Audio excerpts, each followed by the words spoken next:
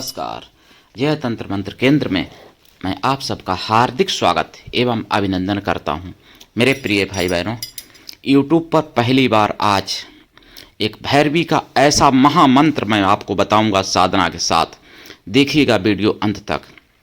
भैरवाष्टमी की, आने वाली भैरवाष्टमी 2025 की आपको हार्दिक शुभ मंगल कामनाएं। यदि आपने हमारा चैनल अभी तक सब्सक्राइब नहीं किया है तो लाल वाली बटन दबाओ और घंटी बजा दो। कोई शुल्क एवं चार्ज नहीं कटेगा। आप हमारे वीडियो को फेसबुक पर, व्हाट्सएप पर, ट्विटर अकाउंट के माध्यम से और इंस्टाग्राम पर अधिक से अधिक शेयर करें। लाइक और कमेंट करना भी आपका धर्म है। दुनिया में जिसका कोई नहीं, मैं उसका हूँ। यदि आपको अपनों ने धोखा दिया है अथवा आपको परायों ने धोखा दिया है तो आप एक बार मुझे अवश्य आजमाएं। हमारा मोबाइल नंबर है 9305 63 71 73। हमसे बात करने का टाइम भारतीय टाइम के अनुसार दिन में दोपहर 12 बजे से 2 बजे के बीच का है। यदि आप सच्चा पवित्र निस्वार्थ दिव्य प्रेम पाना चाहते हैं अथवा सच्चा पवित्र निस्वार्थ दिव्य प्रेम देना चाहते हैं तो आपका स्थान मेरे लिए मेरे प्राणों से भी करोड़ों गुना ऊपर है। मैं राष्ट्रीय अध्यक्ष कृष्णा दल एवं महामंडलेश्वर आप सबसे निवेदन करता हूं, यदि आप मानवतावादी हैं अथवा आप सनातनी हैं तो मुझसे जरूर जुड़ें। यदि आप में योग्यता हुई तो मैं आपको पदाधिकारी भी बनाऊंगा अपने संगठन कृष्णा दल में। ये कृष्णा दल हमारा आपका सबका एक परिवार है। आप देश विदेश में, विश्व के किसी भी कोने में रहते हैं, किसी भी जाति धर्म से हैं, कोई दिक्कत नहीं। आप हमारे दिए हुए ज्ञान से भरपूर लाभ उठा सकते हैं। मेरे प्रिय भाई बहनों, मैं 2025 भैरवाष्टमी आने वाली 12 नवंबर दिन बुधवार की पड़ेगी, जिसकी हार्दिक शुभ मंगल कामनाएं देते हुए मैं आपको साधना बताऊंगा, महामंत्र बताऊंगा। लेकिन उससे पहले मैं कुछ जरूरी बातें बताना चाहता हूं। जैसा कि मैं हमेशा बोलता हूं कि सुदर्शन चैनल देखना चाहिए। सुदर्शन चैनल पर मैंने सुना है यानी 8 नवंबर शनिवार को 600 करोड़ रुपए से जो मेडिकल कॉलेज मतलब बना जम्मू में, वैष्णो देवी मेडिकल कॉलेज, वहाँ पर 50 भर्तियां हुई डॉक्टरों की पढ़ाई के लिए, एडमिशन हुए, जिसमें 42 मुसलमान कर दिए भर्ती और 7 हिंदू किए और 1 सिख हिंदू किए। मतलब हिंदू केवल 8, पैसा पूरा हिंदू का, लेकिन भर्तियां 42 मुसलमानों की। जो वो माता को गाली भी देते हैं, मूर्ति तोड़ते भी हैं, मंदिर तोड़ते भी हैं और मतलब मूर्ति से घृणा भी करते हैं, मूर्ति पूजकों से भी घृणा करते हैं, काट डालने की बात करते हैं मूर्ति पूजकों को। और फिर भी 42 उनकी भर्ती, जबकि एक भी नहीं होनी चाहिए थी। माननीय सुरेश चौहान जी ने ये मुद्दा उठाया।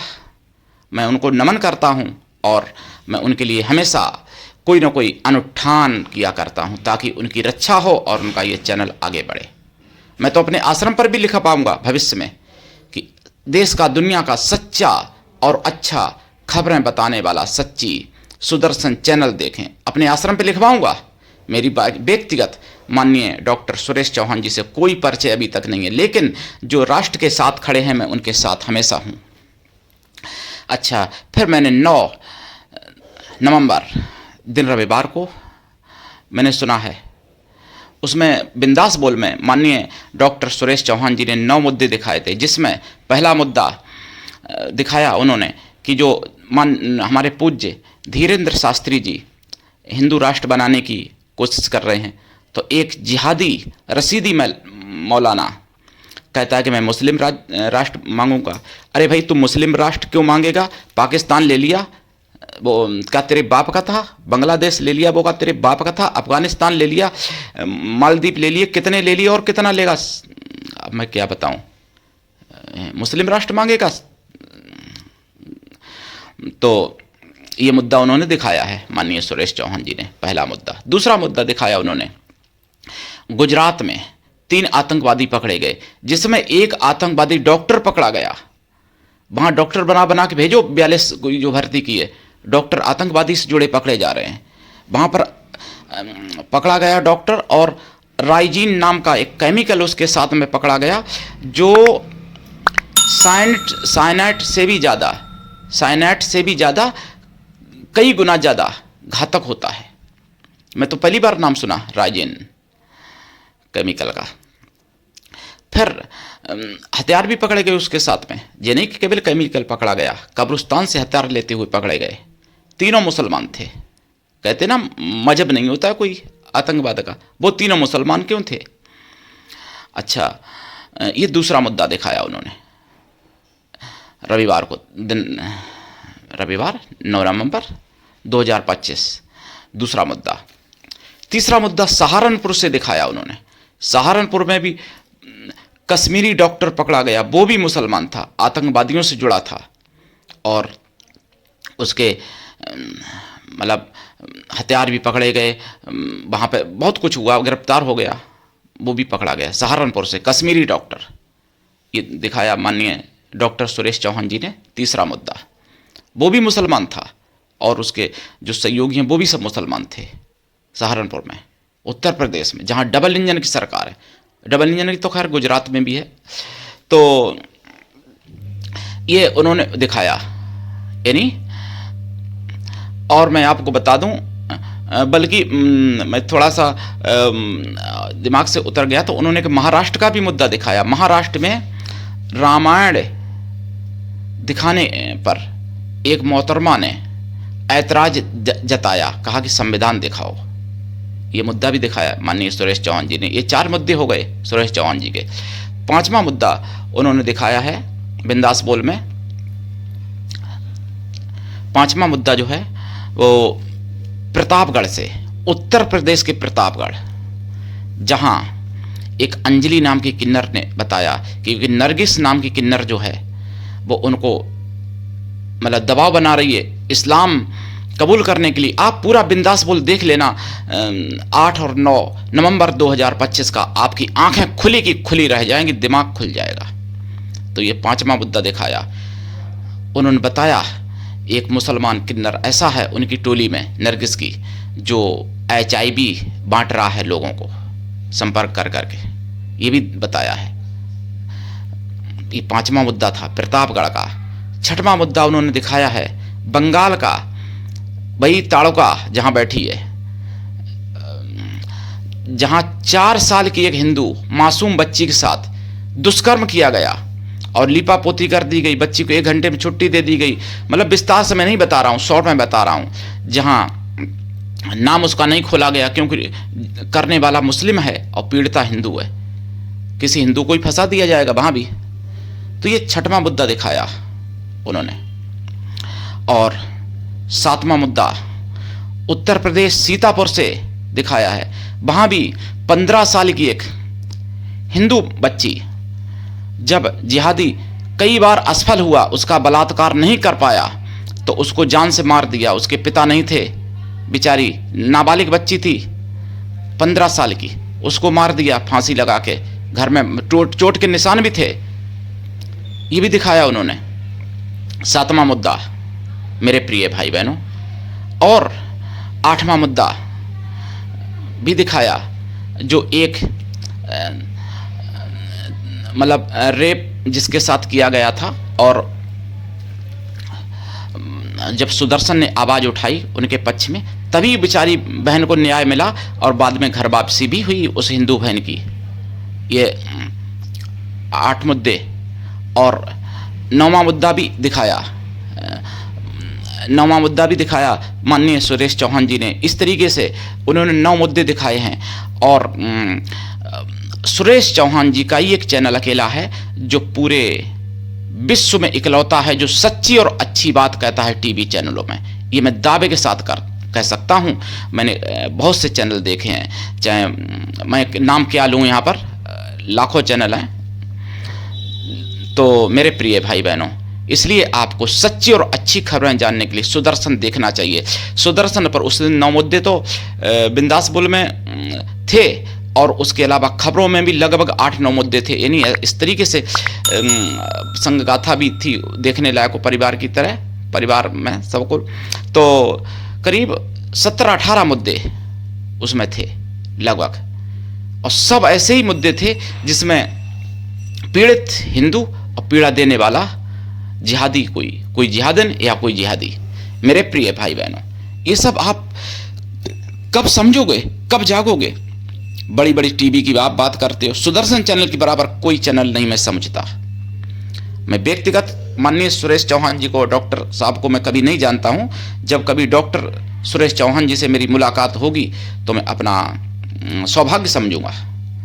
हालांकि मैं देश के लिए समर्पित हूं और मैं पूर्व जन्म में भी देश के लिए एक बार वीर गति को प्राप्त हुआ था। पंडित श्री देव सुमन टेरी वाले हमारा ही नाम था, मैंने बताया जैसे कि कई वीडियो में।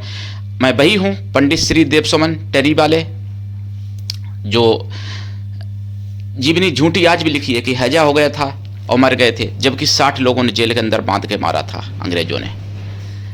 तो शरीर भले छूट गया लेकिन आत्मा तो मेरी वही है। मैं आज भी देश के लिए समर्पित हूं और आगे भी समर्पित रहूंगा देश के लिए। और जो देश का विरोधी है वो मेरा बेटा ही क्यों ना हो, वो मेरे लिए शत्रु से भी बड़ा महाशत्रु, घोर शत्रु होगा। मेरे प्रिय भाई बहनों, पहली बात, मेरा बेटा ऐसा हो ही नहीं सकता जो देश विरोधी हो। मेरे प्रिय भाई बहनों, अब मैं आपको भैरवी की साधना बताता हूं। साधनाएं मैं इसलिए चैनल पर डालता हूं ताकि लोग चादर और फादर से बचें, अपनी सनातनी साधनाएं सीखें। सनातनी साधनाओं में जो दम है, जो बल है, जो शक्ति है, वो कहीं किसी भी नहीं है। सनातनी साधना सबसे छोटी से छोटी, और मजहब रिलीजन की बड़ी से बड़ी कोई साधना ले लो, वो सनातनी साधना की पैर की धूली की बराबर भी नहीं हो सकती मेरे प्रिय भाई बहनों। इसलिए मैं आपको आगाह करता हूं, जागिए, चेतिए और सावधान हो जाइए मेरे प्रिय भाई बहनों। जो भैरव अष्टमी आने वाली, इसी भैरव अष्टमी से भैरवी की साधना भी आप कर सकते हो। रात्रि में होती है साधना। साधना से पहले लाइफ टाइम के लिए शाकाहारी हो जाए तो अच्छी बात है। अगर सात्विक रूप में करते हैं, राजसी करते हैं तो भी शाकाहारी रहना पड़ेगा, तामसी करेंगे तो शाकाहारी नहीं रहे, तो भी साधना काल में शाकाहारी बनना पड़ेगा। साधना के दिनों में, उतने दिनों के लिए अगर तामसी करते हैं। साधना काल में ब्रह्मचर्य व्रत, एक टाइम भोजन, भूमि शयन परम आवश्यक है। ये कोई भी साधना हो, राजसी, तामसी, सात्विकी, सभी में दीक्षा लेके साधना करें। बिना दीक्षा के कभी भी किसी भी प्रकार की साधना में सफलता नहीं मिलती है। गुरु ऐसा हो शिष्य से कुछ भी ना ले, शिष्य भी ऐसा हो गुरु को सब कुछ दे, गुरु के लिए पूर्ण समर्पित रहे, गुरु पर पूर्ण विश्वास करे। और गुरु ऐसा हो जिससे अपने मन की सारी बात कह सको, अपना सुख दुख, भला बुरा, पाप पुण्य सब कुछ बता सको। आजकल तो खैर गुरु शिष्य का व्यापार के दृष्टिकोण से हो रहा है, तो वो नहीं होना चाहिए। रिश्ता व्यापारिक दृष्टिकोण को हटा करके शिष्य समर्पण और गुरु के लिए होना चाहिए। तो दीक्षा लेके साधना करें। मंत्र तो मैं यहां पे बता दूंगा। जाप 125 लाख अगर आप करते हैं, पहली बात आप 10-20 माला ही करेंगे, उसी में आपको ऊर्जा महसूस हो जाएगी इस मंत्र की। ऐसा मंत्र है। 125 लाख अगर आप करते हैं जाप, कृपा हो जाएगी। अगर आप जितने अक्षर हैं उतने लाख कर लेते हैं, ये मंत्र सिद्ध हो जाएगा। जागृत 125 लाख में हो जाता है, लेकिन सिद्ध हो जाएगा इतने अक्षरों में मंत्र। अगर आप वचन चाहते हैं, प्रत्यक्षीकरण चाहते हैं, तो फिर आगे साधना जारी रखनी पड़ेगी। और अगर केवल अपने घर में अपना या परिवार का मंगल चाहते हैं केवल, तो एक दिन तो कर ही लेना। 12 नवंबर दिन बुधवार, भैरव अष्टमी 2025। भैरव अष्टमी अगर बुधवार की पड़ जाए तो वो बहुत ही ज़्यादा अच्छी होती है। बुधवार या मंगलवार सबका महत्व अलग अलग होता है। तो बुधवार की भैरव अष्टमी पड़ जाए तो ये प्रेम प्राप्ति के लिए, धन प्राप्ति के लिए, ऐश्वर्य प्राप्ति के लिए, मान सम्मान प्राप्ति के लिए प्रमुख रूप से कार्य करती है। वैसे सभी कार्य करती है, सभी प्रकार की सफलता दिलाती है। मंत्र भी मैं बताऊंगा, लेकिन उससे पहले मैं बता दूं, ये साधना रात्रिकालीन है। इसमें आसन आपका लाल रहेगा, दिशा आपकी उत्तर रहेगी, या पूरब या फिर दक्षिण। तामसी में दक्षिण रहती है, तामसी में आसन भी काला हो जाएगा। माला रुद्राक्ष की, तामसी में काला हकीक, और वैसे सात्विकी राजसी में लाल हकीक, लाल चंदन या रुद्राक्ष। खीर का भोग इनको जरूर लगाएं। मेवा, अष्टमेवा से बनी हुई खीर, चावल भी पड़ेंगे। प्योर दूध में खीर बनेगी, उसमें थोड़ा शहद डालें और गुलाब जल वगैरह, गुलाब जल डालें, इतर ना डालना। उस खीर में लौंग का तड़का भी लगा दें घी से। ऐसी खीर का भोग लगाएं माता को, भैरवी को, भैरव को भी लगाएं। खीर का कुछ भाग गाय को और कुत्ते को भी खिलाएं, कुछ भाग पक्षियों को और चींटियों को भी खिलाएं, कुछ भाग स्वयं खाएं और परिवार में बांटें। मंगल ही मंगल हो जाएगा भैरव अष्टमी पर। और सुनिए भाई बहनों, ये साधना जब करेंगे तो आप देसी घी का अगर दीपक जलाएं तो हमेशा फिर घी का ही जलाएं, न कि जितने दिन साधना करें या एक दिन करें तो कोई बात ही नहीं। जैसा और अगर तेल का जला रहे हैं सरसों के तो तेल का ही नित्य जलाएं, जितने दिन साधना करें, एक दिन करें या ज़्यादा दिन करें, बदले नहीं। दीपक में तेल और घी एक साथ ना डालें और अलग अलग भी ना बदलें, जैसे आज घी का जला लिया कल तेल का, ऐसा भी ना करें। बाधा से मुक्ति के लिए तिल के तेल का दीपक जलाएं, कल्याण के लिए सभी प्रकार के घी से जलाएं और शत्रुनाश के लिए सरसों के तेल से दीपक जलाएं।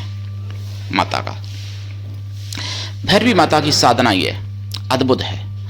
और जाप करें, जाप इनका शिवालय में, पर्वत, नदी या शमशान में, तामसी तो शमशान में करोगे बहुत अच्छा हो जाएगा, या देवालय में या अपने घर में बंद कमरे में भी कर सकते हैं, गौशाला में कर सकते हैं और कोई देवी के मंदिर में कर सकते हैं। जाप अपना अगर एक दिन का करते हैं तो 11, 21, 51 जितनी माला करें, आपकी इच्छा। अगर 1.25 लाख करते हैं तो अपना उस दिन से शुरू कर सकते हैं, प्रारंभ कर सकते हैं जाप। प्रसाद में खोया की मिठाई भी रखें, अष्टमेवा जरूर रखें। प्रसाद साधना के बाद खुद खाएं, परिवार में बांटें। खीर का जो भोग लगाएंगे वो मैंने बता ही दिया है आपको। खीर एक दिन रखें और या नित्य रखना चाहें नित्य रखें। एकादशी को खीर चावल की ना रखें, उसमें अगर जैसे लंबे समय तक करना चाहते हैं तो एकादशी बीच में आएगी तो उस दिन चावल न चढ़ा के मेवा तो अष्ट और दूध और चीनी शहद सब कुछ रहेगा, चावल की जगह पर व्रत वाले चावल हो जाएंगे, जो फरारी चावल होते हैं व्रत वाले, जैसे समा का चावल बोलते हैं या और भी अलग अलग क्षेत्र के हिसाब से नाम है, पसारी का चावल भी बोलते हैं कहीं। तो ये ध्यान रखना। यहाँ पे मैं कुछ छोड़ना नहीं चाहता कि साधना काल में आपका मूलाधार बहुत सक्रिय हो जाता है, आपको काम को जीत पाना बहुत मुश्किल होगा, काम वासना बहुत उत्पन्न हो जाएगी। चाहे भाई या बहन कोई भी ये साधना करे, उसको जीत लिया तो आप बहुत बड़े सिद्ध पुरुष बन सकते हो, आप सिद्ध स्त्री बन सकते हो बहुत बड़ी। ये भैरवी की साधना है। वैसे तो कभी भी कर सकते हो पर्वों पर, लेकिन भैरव अष्टमी इनका प्रमुख परम पर्व है। तो इनका जाप करें, जाप का दशांश हवन करें, हवन का दशांश तर्पण करें, तर्पण का दशांश मार्जन करें, मार्जन का दशांश पवित्र ब्राह्मण पतिव्रता स्वासिनी स्त्रियों को भोजन करा दें, अथवा पवित्र ब्राह्मण कन्याओं को भोजन करा दें। कन्या या स्त्रियां किसी भी जाति वर्ण की हो सकती हैं भोजन कराने के लिए, लेकिन वो मन से तन से पवित्र हों एवं शुद्ध शाकाहारी हों। कन्या या स्त्रियां ना मिलें तो उतनी गौ माताओं को भोजन करा दें, लेकिन कुतिया को भोजन देना ना भूलें, उनको अलग से जरूर दें भोजन। एक नंदी को भी भोजन कराएं। अगर कहीं जलाशय है आपके पास, जैसे नदी, गंगा, जमुना, सरस्वती इत्यादि, तो एक भोग पत्तल में रख के जल में भी छोड़ दें भैरवी के नाम से या उस जल के देवता देवी के नाम से।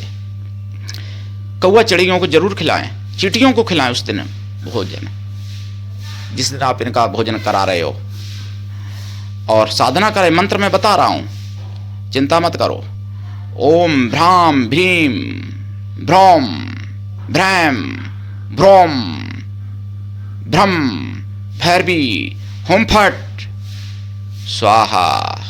ये मंत्र है प्रिय भाई बहनों, पूरी यूट्यूब पर खंगाल लेना, कहीं नहीं मिलेगा ये मंत्र है। सबसे पहले हमारे चैनल से मिला है आपको, और आप सबका चैनल, इसीलिए मैं कहता हूं अकेले हमारा नहीं है, अपना चैनल समझ के इसको आगे बढ़ाइए, जागते रहिए और दूसरों को जगाइए। सनातन धर्म की आवाज़ है, इसलिए जन जन तक पहुंचाइए। जय श्री राम, जय भैरवी माता की, हर हर महादेव, वंदे मातरम, जय सनातन, जय हिंदू राष्ट्र।